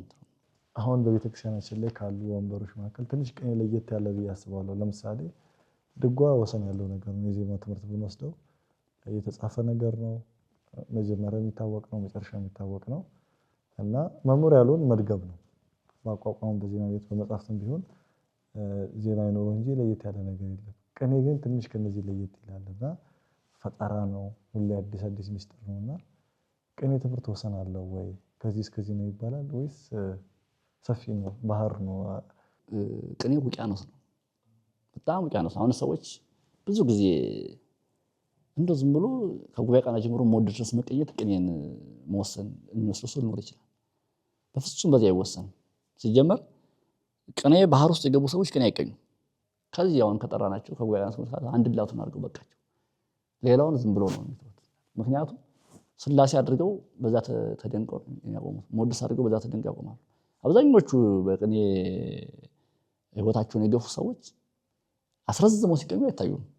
አንዳንዴ ግን አለው ቀን አለው ነገሮቻቸው ሲገጣጠሙላቸው እዚያ ማለት ባህሩ ላለመግባት ነው የሚቆጥቡት። ባህሩ አንዳንዴ ሲገቡ በደንብ አድርገው ይዋኙበታል ገብተው እና ቅኔ ወሰን የለውም ጭራሽ። ሌሎች ትምህርቶች እንደምናውቃቸው ቀድሞም አሁን እንደገለጻችሁት ነው። እንደውም አንድ ደቀ መዝሙር ለምሳሌ በድጓ ዓለም በአቋቋም ዓለም አንድ ደቀ መዝሙር በጣም በሳል የሚባል የሚመሰገን የመምህሩን ሲወስን፣ ቅኔ መምህራን ግን ምናልባት ከመምህሩ የሚወስዱት አዋጁን የርባ ቀምሩን ግሱን እንደው ግስ ከናገባው ቅኔ ከነርባ ቀምሩ ይባል የለ። ስለዚህ ርባ ቀምሩና አገባውን ግሱን እና በዚህ ውስጥ ያሉ ባህሪያቶችን ከመምህሩ ይወስዳል። ከዛም በኋላ የቅኔ አተካከሉ ዘየው መምህሩን ሊቀርበው ይችላል እንጂ የመምህሩን አይጠቀመውም። ለምሳሌ አንድ መምህር አይደለም የመምህሩን የራሱን አይጠቀም። ልቄ ባለ ጊዜ ዘንድሮ የተቀኘውን ቅኔ ከርሞ ልቀኘው ማለት አይችልም። ሌላ ነው የራሱን እንኳን በራሱ ንብረት ራሱ አያዝም። በራሱ ንብረት ላይ እንትን የለውም፣ ኃላፊነት የለውም። ዛሬ ነገ ሌላ ነው፣ ነገ ሌላ ነው። ስለዚህ ቅኔ ሁሌም እየታደሰ የሚቀጥል መዝሙረኛው ዳዊት ሰብሖ ለእግዚአብሔር ስብሐት አዲስ አለ። በአዲስ ምስጋና መስሙት እኮ ቅኔ እኮ ነው እንዳለ ቅኔ እኮ ነው። አሁን ክርስቶስን በአዲስ ምስጋና እናመስግነው ብንል ቅኔ ካልሆነ ሌላ ምን አዲስ ምስጋና አለ? ቅዱስ ያሬድ ያለው ነው። ምንም አዲስ ነገር የለውም እንዳለ ራሱን ነው እንደገና። ያ ማለት ግን ምስጋና አይደለም ማለት አይደለም። ማለት የኛው አዲስ ምስጋና ነው፣ ያኛው ደግሞ በሊቃውንት የተቀመረልን ሊቃውንት ያመሰጥሩልን ብሉይ ሐዲሱን በአንድ ሸምነው በዚህ የሚያስቀምጡልን ምስጋና ነው ያኛው ደግሞ። ይሄኛው ግን የሰው ልጅ አይምሮን የሚያድስበት፣ መንፈሱን የሚያረካበት፣ የሚራቀቅበት፣ የሚመሳጠርበት፣ መጻሕፍትን ልክ ውስጣቸውን በርብሮ የሚመለከትበት አንድ ሰው በደንብ አድርጎ ያገባብ ባህሪያትን የግሱን ጠባይ የርባ ቀምሩን አዋጁን በደንብ ካወቀ የቅኔ አካሄድ በደንብ ከገባው መጻሕፍትን አንብቦ ለመተርጎም አይችልም። ምናልባት ከሚጠበቀው በላይ ቢተረጉማቸው እንጂ ምናልባት የሰዎቹ አይምሮ ከሚሸከሙት በላይ ሊያራቅቀው ቢችል እንጂ እነዚህ ነገሮች የተረዳ ሰው በምንም መንገድ ሊቸገር አይችልም። አለባለዚያ የሆነ ነገር ላይ ሲቀረው ነው። አሁን ለምሳሌ አንድ የመጽሐፍ ተማሪ ቅኔ አውቄያለሁ ብሎ እንደ ካስከፈ ግስ አጥንቶ ሄዶ አንድ 3-4 ሊሞላ ይችላል። ሊያስነግር ቢዘርፍ መምህር ሊሆን ይችላል። ነገር ግን እንደዛ ሀላይ ያሰበን ነው የሚያውቅ። ሌላ ቦታ ላይ ሄዶ ሀላይ ያሰበን ተረጎመ ሊልበት ይችላል። ወደ ቦታ ላይ አራቅር ይብሻል። ግን ማወቅ ያለበት ሀላይ ያሰበ ወጣ ወረደ አራቀቀ አመሰጠረ ብሎ ነው። በቃ አቀረበ ሩቅን አቀረበ እንጂ አርጎ ነው ያለበት እንዳለ። ምክንያቱም አሰበ የሚለው ቃል አራቀቀ ምን ያመጣል? አራቀቀ የሚለው መረመርን ያመጣል። መረመረ የሚለው እንዲያል ነው የሚሄደው እና ስትቀየር እዛ እሱ ያሽነጠ የትንግስ ያጠናት ያ ስትቀየር ሌላ ነገር ያገኘው ሊመስል ይችላል እንጂ የቅኔውን ጉዳይ የግስ ጉዳይ በደንብ የተረዳ ሰው መጻሕፍት ላይ የሚቸገርበት መንገድ የለም። ምንም አዲስ ነገር ሊያገኝ የሚችለው የመጻሕፍቶቹ ጠባይ የአንድምታና የአተታውን ፍሰት ነገር ግዴታ ነው። ከባለሙያው በደንብ አድርጎ ከመምህሩ መረዳት አለበት። ምክንያቱም ባላሉበት የሚባል ነገር አለ አይደለ? ያን ግን ቋንቋውንና የምስጢሩን ይዘት ግን በደንብ አድርጎ የሚረዳበት መንገድ በቅኔ ነው የሚፈታው። መቼስ እርስዎ በዋርላም በዋሸራም እንዲሁም በጎንጅም ቅኔ እንትን ይላሉና በእነዚህ ቅኔዎች መካከል ደግሞ ልዩነቶች እንዳሉ አንዱ እንደዚህ የሚለው አረ እንደዚህ አይደለም የተባለ ክርክሮች አሉና እስቲ ግልጽ እንዲሆን ምን አይነት ክርክሮች ነው ያሉት? ምን አይነት ለመስማማት አንድነታቸውስ ምንድነው የሚለውን እስቲ ይንገሩ። በእነዚህ በሶስቱ ጉባኤያት መካከል ከፊት ጀምሮ ስናድግ እንደውም በተወሰነ ነገሩ የቅኔ ጉዳይ እስከሚገባን ድረስ ባለው ዘመን እኔ ራሱ እንደዛ ነበር የሚመስለኝ። አንዱን ይዝና ያኛውን ሙሉ በሙሉ እንደማያስፈልጉላ የምንረዳበት መንገድ ነበር ያለና አሁን ለምሳሌ እኔ ተወልጄ ባደኩበት አካባቢ በዋሸራ ቅኔ ተጠምቀው ያደጉ መልአከ መላእክት ተስፋ ተገኝ የሚባሉ ነበሩ እና አሁን ራሱ እኔ ከራሳቸው አለመማሬ በጣም ይቆጭ ያሉት እዚያው በአጭር ኪሎ ሜትር ይዛችሁ ያሉት እንዳለ ተወለድኩበት አካባቢ ግን አልፈን ነበር ምን ብለን ነበር የምንሄደው? ዋላ ስበስብ ነው እያንዳንዱ ዋሸራ የራሴ ገንዘብ መሆኑን የተረዳሁት እንጂ ቀድሞ ያላኔ የምማረው ሰው ነው ነው ብለን እንግዲህ በጀማሪ ተማሪ የሶስቱን ክፍል ላይ ለሚረዳ በእንትን ነው የሚረዳው። በሰዓቱ ከነዛ ራሱ እንደወረደ ራሳችሁን አለማግኘት እንት ይለኛል እና ምንድነው ሰፊ የሆነ ልዩነት ያለ ነበር የሚመስለን። ልዩነቱ በጣም ጠባብ ነው። ጎልቶ የሚታየው የንባብ ነው። ንባባውን ሶስቱም የመምህራኑ አነባባቸው በራሱ የቃላት አጠቃቀም ይለያያል። ሌላው ዜማ ልክ አሁን ዜማ ልክ እኮ በጣም የዜማ መምህራን ያቋቋም ሊቃውንት የድጓ ሊቃውንት ይጨነቁበት እንጂ የቅኔ ሊቃውንት በዚያ ጉዳይ ላይ ምንም ችግር መስማማት ይችሉ ነበር። አሁን ዋሸሮቹ ላይ እና ዋርላው ላይ የዜማ ልክ ልዩነት አለ። መጀመሪያ የሚመስለኝ ነበር ሲጀመር ተሳስተው ነው የሚመስለኝ። ለካ አይደለም። እንደውም ሲጀመር እዚያ ስነድ የድጓ መምህራኑ ይጮታል፣ ያቋቋም መምህራኑ ይጮታል፣ ሁሉንም ይጮታል። እነሱ ከጮት ዜማ ልክ እንዴት ሊያከራክር ይችላል? ምንም ሊያከራክር አይገባውም ነበር። እና አንዱ ልዩነት የዜማ ልክ ነው።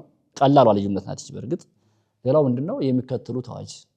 ለምሳሌ ዋሸራ መጽሔት አይምሮን ነው በዋናነት አጋባና ራቀምር የሚያስቀጽሉ። ያ ማለት ሌላ የላቸውም ማለት አይደለም። ሌላ በተጨማሪ የሚቀጽሉት አዋጅ የለም ማለት አይደለም። ብዙ አዋጅ አላቸው አሉ። እንደየመምህራኑ ይለያያል ማለት በነጠላው በሲምብሉ ዝም ብሎ በአንዷ ነገር ይወጣ ሊኖር ይችላል። 3-4 ሄዳ ሊኖር ይችላል። በጎንጁም በደንብ የተጠመቀ በዋርላውም የተጠመቀውን ዋሸራ የሚያስተምር ነው። በዋሸራውም የተጠመቀ በዋርላውም ተጠምቆ ጎንጅ የሚያስተምር ይኖራል። በጎንጁም በዋሸራውም ተጠምቆ ዋርላ የሚያስተምር ይኖራል።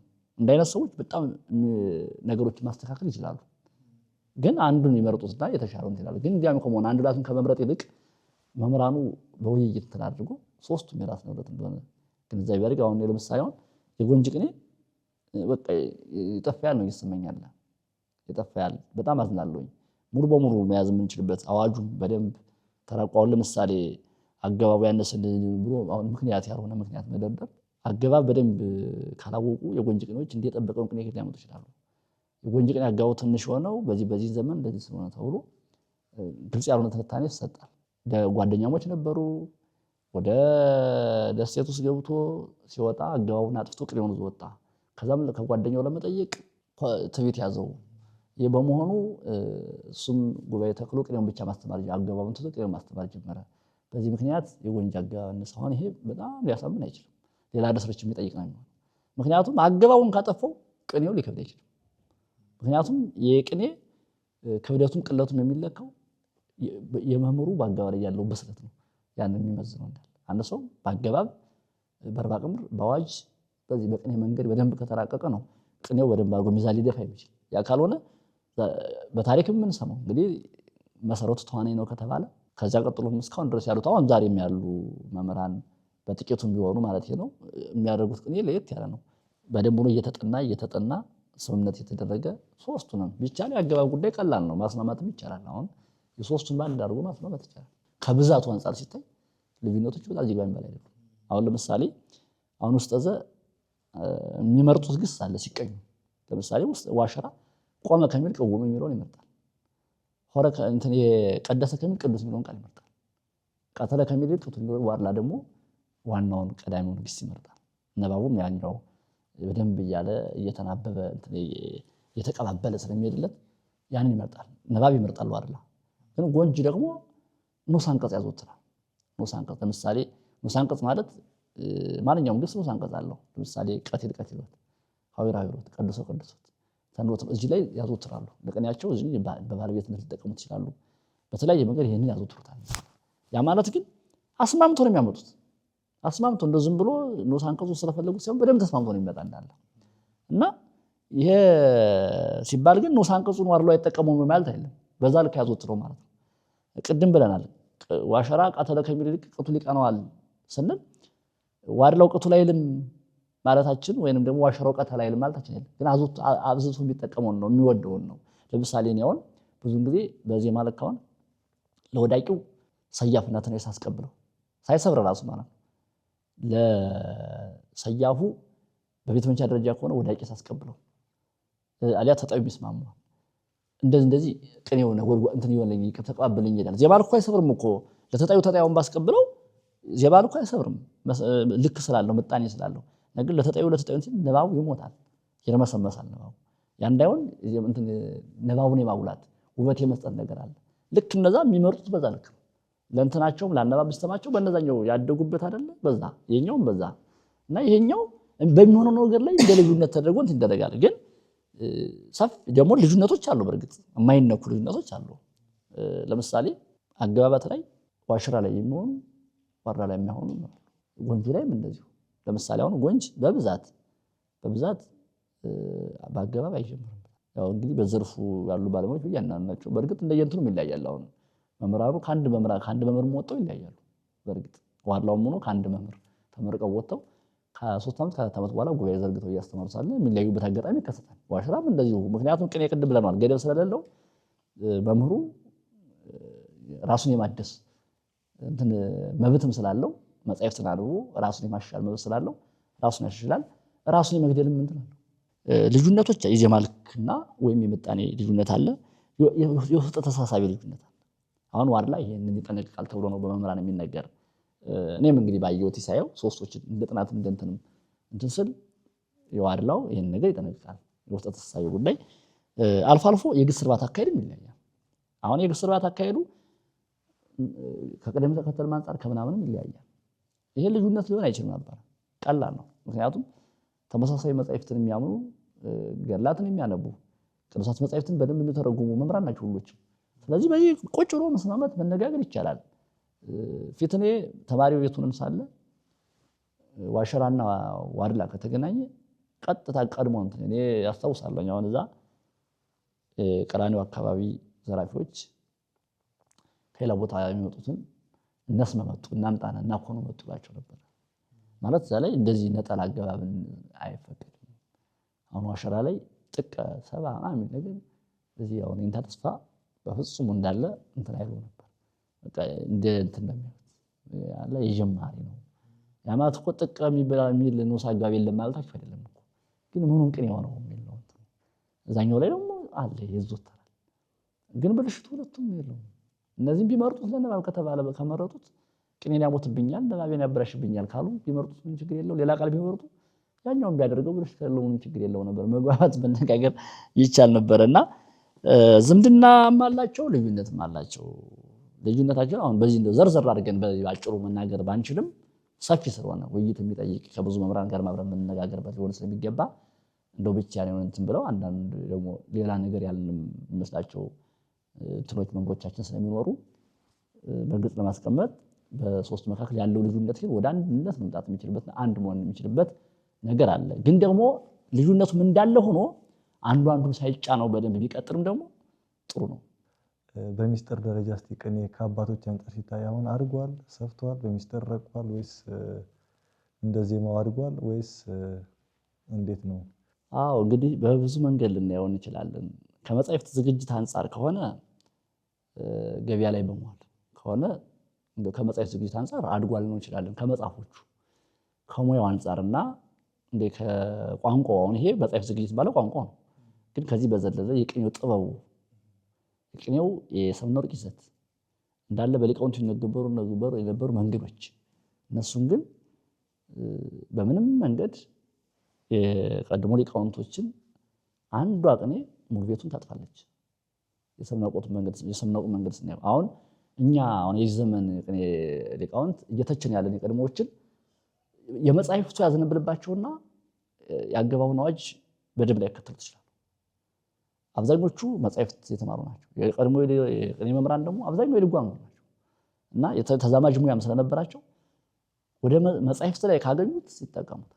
አሁን ለምሳሌ ብዙ ጊዜ እንደ ነውር ተደርጎ የሚቆጠር የድሮ ቀደምት ሊቃውንት አሁን ውላ ያሉ አበው የሚያደርጉት በፈለጉት ገቢር ካናገሩ መነሻ ማድረጊያ ያወጣሉ። መጻሕፍት ላይ ይሄ በደንብ አለ።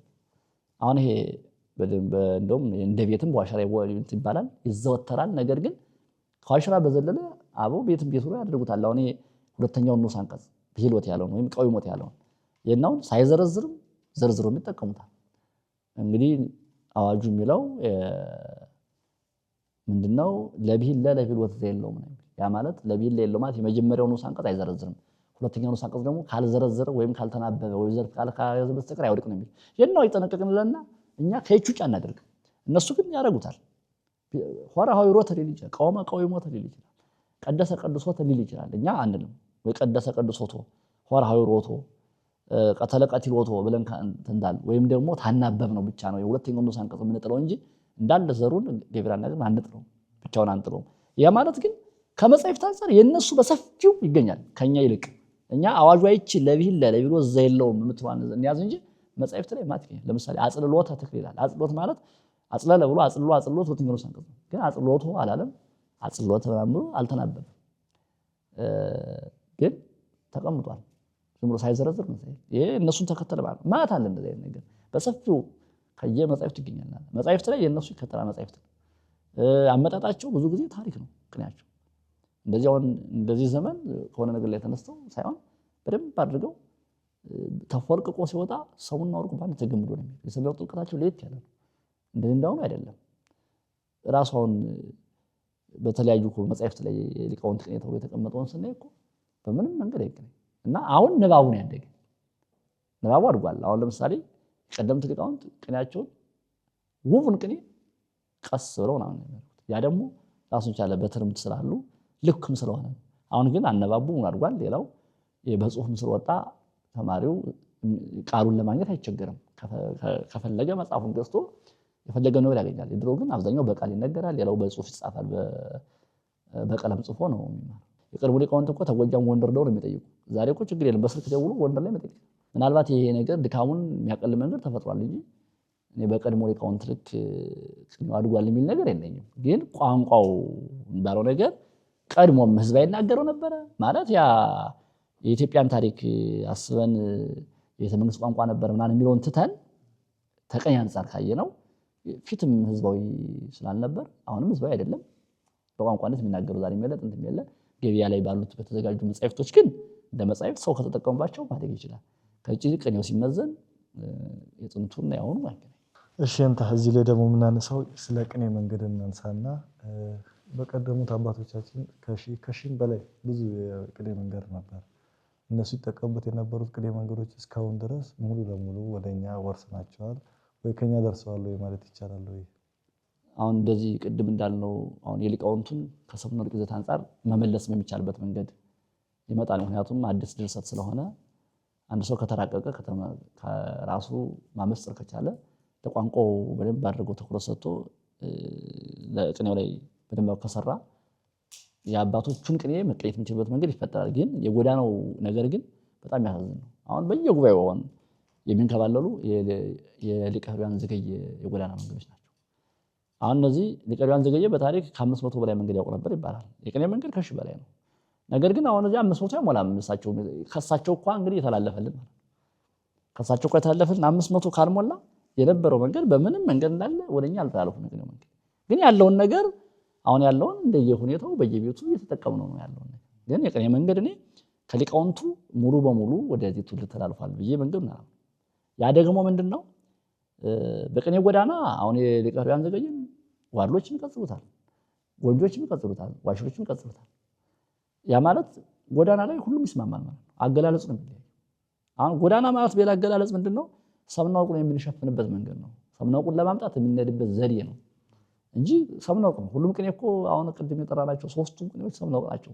ዋላውም ሰምና ወርቅ ነው፣ ጎጆ ሰምና ወርቅ ነው፣ ዋሽራው ሰምና ወርቅ ነው ሲፈታ።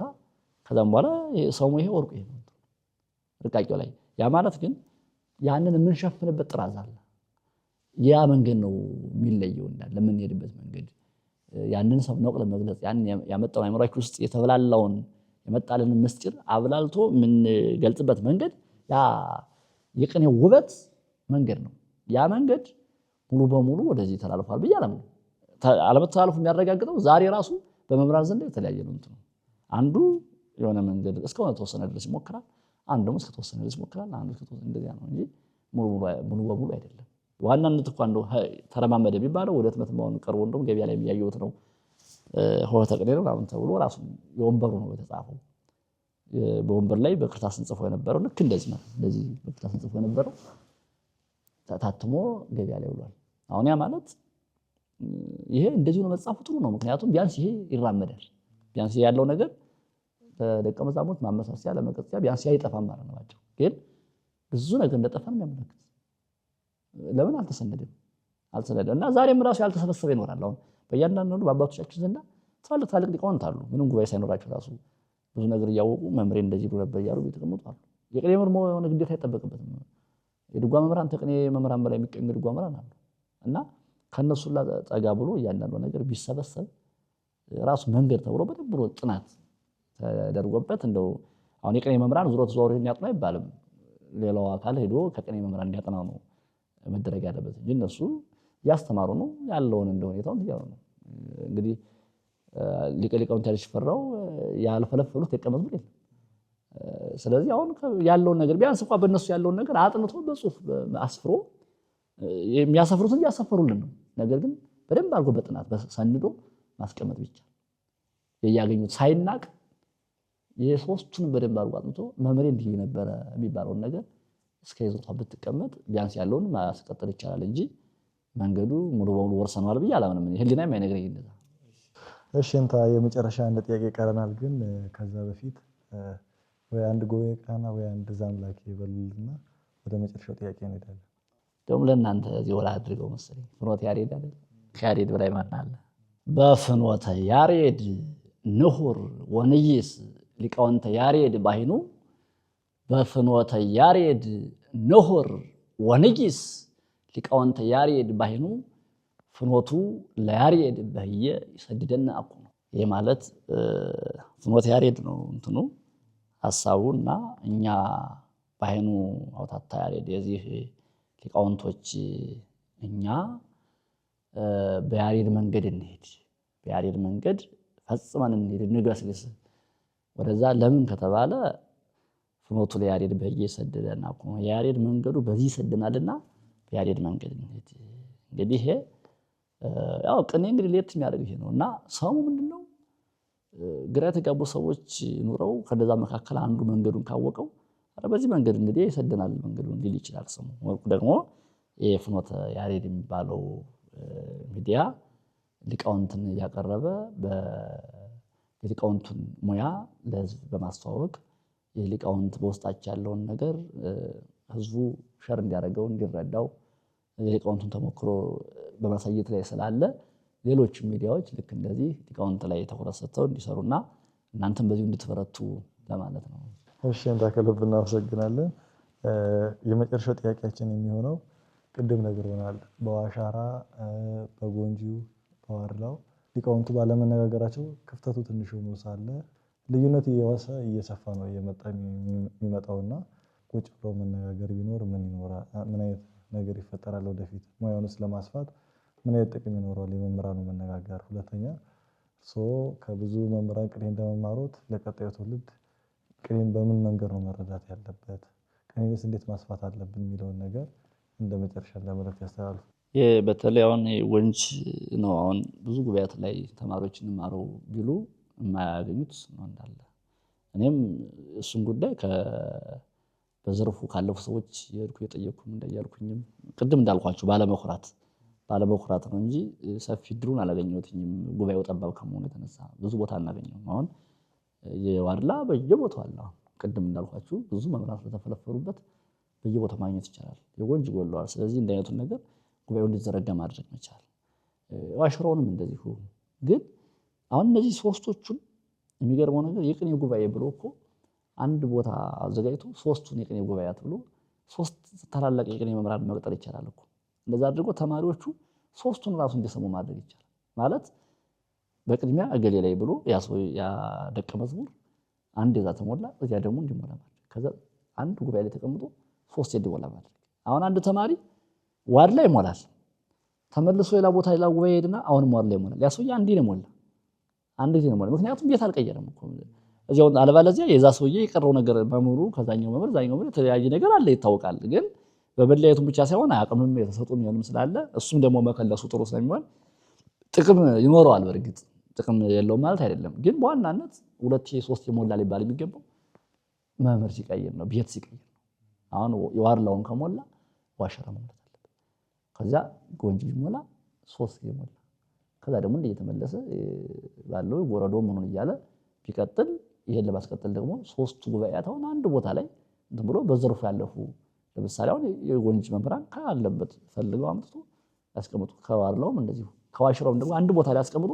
3ቱ መምህራን እየተነጋገሩ ሐሳባቸውን ሸራ አድርገው ተነጋግረው የጋራ መጽሐፍ ማውጣት የሚችሉበት መንገድ የሚፈጠርበት መንገድ ይኖራል እና እንደዛም ማድረግ ይቻላል። አሁን ለምሳሌ አሁን የጽዋቶ ዜማ የብሉይ የሐዲስ ልጅ አለ አይደል? 4 ጉባኤያት ተብሎ የሚቀመጥ ልክ እንደዚህ አንድ ቦታ ላይ የቅኔን በ3 መንገድ አድርጎ አንድ ቦታ ላይ ማስቀመጥ ይቻላል። እንዲህ በዚህ መንገድ ሊቀጠሩ የሚችሉ ሰዎች ሁሉንም የዳሰሱ ቢሆኑ አንዱን ሙያ ተሰጥቷቸው ይቀጠሩ እንጂ ሁሉንም የዳሰሰ ዋሽሬውም ሁሉንም የዳሰሰ ጎንጁም እንደዚያም ካልሆነ ትንሽ ችግር ያመጣል። የኔን ተቀበል የሚል ነገር ያመጣል። አሁንም እይታችን እንዲጨምር ማለት ነው። በዛ መንገድ ቢሆን የተሻለ ነው ብዬ ያስባለሁ። አሁን ሌላው ምንድነው? አሁን ቅኔ በቃ የቤተክርስቲያን ሰው በሙሉ ማድረግ ያለ ቅኔ ሳይወቅ ሌላውን ነገር አውቃለሁ ማሰብ የለበትም። አሁን ምን ይባላል ምናልባት ስለ ቃሉ እንጂ አሁን መጽሐፍ ቅዱሳዊ መልእክቱ ሌላ ስለሆነ አሁን አህያ የሚል እንትን አለ አይደለ? እሱ እንደ ምሳሌ ነው የምጠቀመው። አሁን አህያ የተጫነችው ናት በላ የሚባል አህያ ጀርባዋ ላይ ተጭናለች። ጤፍ ትጫን አምር ትጫን አታውቅም። ቅኔ ካላወቀ አንድ ሰው የተሸከመውን ነገር በሙሉ ትርጉሙን ታላወቀው ምን ያደርግለታል? ምንም አያደርግለትም። አህያ የጫናትን የሚያውቀው ሰውየው ብቻ። ጤፍ ጫናት፣ አመድ ጫናት፣ አፈር ጫናት፣ ጠጠር ጫናት የሚያውቀው ጫኙ ነው። እሱ አታውቅም። ተሸክማ መር ነው እንዳለ ልክ እንደዛ የሚሆነው ያ የሚሸከሙ። ስለዚህ በትርጉም የታሸ እንዲሆን ቅኔ በደንብ ሆኖ መስጠት መቻል አለበት። ደግሞ እኮ የሚገርመው ነገር አቅልሎ መስጠት ይቻላል። ቅኔናውን በቀላል መንገድ ቅድም ነግራችኋለሁ። እኛ ኦንላይን ላይ እኮ በቀላል መንገድ ብዙ ሰዎችም ትይያለ ነው ማቅለልም ይቻላል። ከዘመኑ አንፃር ማሳየት ይቻላል። ምክንያቱም አሁን የዘመኑ ትውልድ ንቁ ነው፣ በብዙ መንገድ ይገባዋል። ድሮ እኮ ፍጥፈጣ ነበር እኮ አንድ ብልሽት ለማግኘት እኔ የቋጠንኩትን እኔ ነው የማውቀው። አስቀጻይ እንትን ይላል። እኛም ደግሞ ያን መንገድ ተከትለን ኋላ እኛ እንሆን ነበር። በእኛ የደረሰውን በሰዎች ላይ ለማድረስ እንትን ነበር። ግን በቀላሉ ማስረዳት የሚቻልበት መንገድ አለ። አሁን ዛሬ መጽሐፍ ሞልቷል። እኔ አሁን ቅኔ ቤት ስማር መጨረሻ አካባቢ ነው ግስ የታተመ እንጂ ቀድሞ በእጅ ጽሑፍ ነው። ግስ ገበያ ላይ የለም ነበር፣ ጭራሽ ነው ነበር የነበረ። የአለቃ ታየ መጽሔት ነበር ያለ። ቅድም እንዳልኳችሁ ኪዳነ ወልደ ክፍሌን ስሙንም አናውቀው ነበር ሳይገባን። ለቋንቋ ጥናት ሊያገለግል የሚችል ያን መሰለ መጽሐፍ አናውቅም። እርግጥ በዛን ሰዓት በግዛትም አንችል፣ ዋጋውም ውድ ነው በሰዓቱ፣ በአካባቢ የለ ነበር። እና እንዲህ አይነት ነገሮችን እንትን ማለት የቅኔ ጉባኤያቶች ደግሞ መጻሕፍቶችን ማስገባት፣ ተማሪዎቹ ላይብራሪ የተዘጋጀላቸው እንዲያነቡ ማድረግ መቻል። በቃ ለቅኔ መምህራን ላይብራሪ አዘጋጅቶ ምን ችግር አለ? ቤተክርስቲያኗ ችግሩን ታስተምራለች። ስለ ችግር የለባት ታውቃለች። ስለዚህ ወንበር ምናምን ሶፋ ላይ ይጠበቅበት ይችላል። ብቻ መጽሐፉን አዘጋጅቶ ተማሪው ገብቶ እንጨት ላይ ተቀምጦ አንብቦ ይወጣል። በዚያ መንገድ ቢቀጥል ጥሩ ነው ብዬ አስባለሁ። እሺ እንታከለብ እናመሰግናለን። ልዩ ማብራሪያ ይበል የሚያሰኝ መርሃ ግብር ነው የነገሩን። ውድ ተመልካቾቻችን ከመጋቤ ጥበባት ፍሬሕይወት ስብሐት ወደኔ ጋር ያደረግነው ፕሮግራም ይመስል ነበር። እሳቸውን በአንድ ፕሮግራም ብቻ ይዘው በዚህ ተቀዳ ጊዜያቸው ጋር ፕሮግራም መጨረስ አይቻልም። ሰፊ ወደፊት ከቅኔ መምህራን ጋር ሰፊ ውይይት አዘጋጅተን እሳቸውን ጋብዘን ሰፊ ውይይቶችን እንደምናዘጋጅ ቃል እየገባንላችሁ ለዛሬ በዚሁ ቃል እስከ ሳምንት ድረስ መልካም ሳምንት ይሁንላችሁ። ተቆዩልን።